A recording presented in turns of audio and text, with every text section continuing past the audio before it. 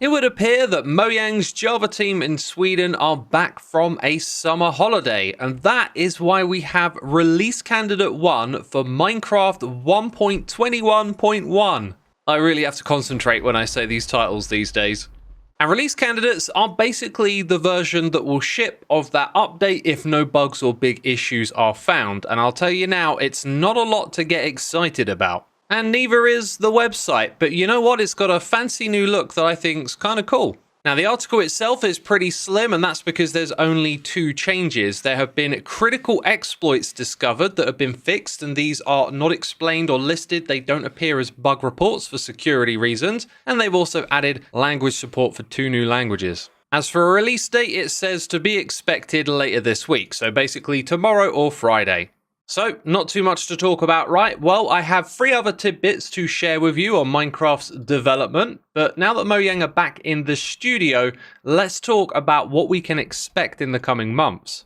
Given that Mojang have changed their approach to development in minor versions, we might be seeing some snapshots for 1.21.2 in the coming months, where they may be developing some under-the-hood changes and smaller features. And if the trend of revealing updates at Minecon continues, we can expect to learn about 1.22 on the weekend of either October the 19th or the 26th, or possibly the 12th. Sometime in the middle of October it should be. And if it's snapshots or the big update reveal from Minecon, I'll be covering it here on this channel. So make sure to subscribe, then you can stay in the loop with the Minecraft news and updates for the Java edition of the game. So moving on to some development, King B-Dogs is here letting us know that empty chests will be replaced with these hoppers and barrels. Unfortunately, these changes are not in 1.21.1, which makes me suspect we are going to get a 0.2 with some minor changes at the very least, but this is in response to having these chests in the corridors that are empty.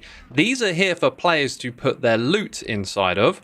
And the big issue is that players generally associate a block like this and a structure like this with loot. So by changing it out to a barrel and then putting a hopper below, kind of indicates that you can put things inside of it. So this is a much better way to communicate what the purpose of this chest was for.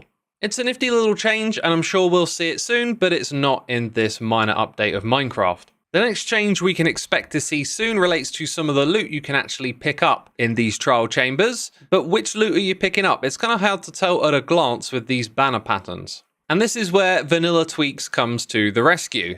If you've watched my Hermitcraft episode, you might have noticed I never have an issue with knowing what's what because they've got these custom textures on them. Well, it looks like this might be addressed because on the preview edition of Minecraft, which is for Bedrock, the banner patterns now have textures. And if you're doing a counting game, you might notice there's a couple of extra banner patterns here.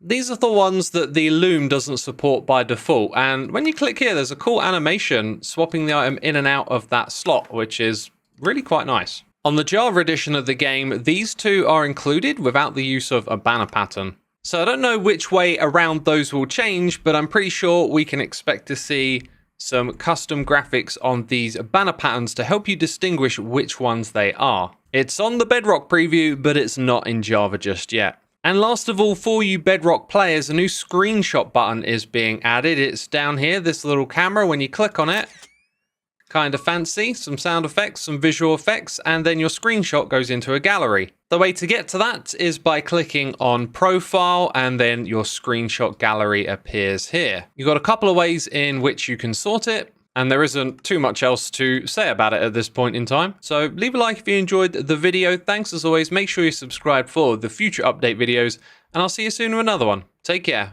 Bye-bye.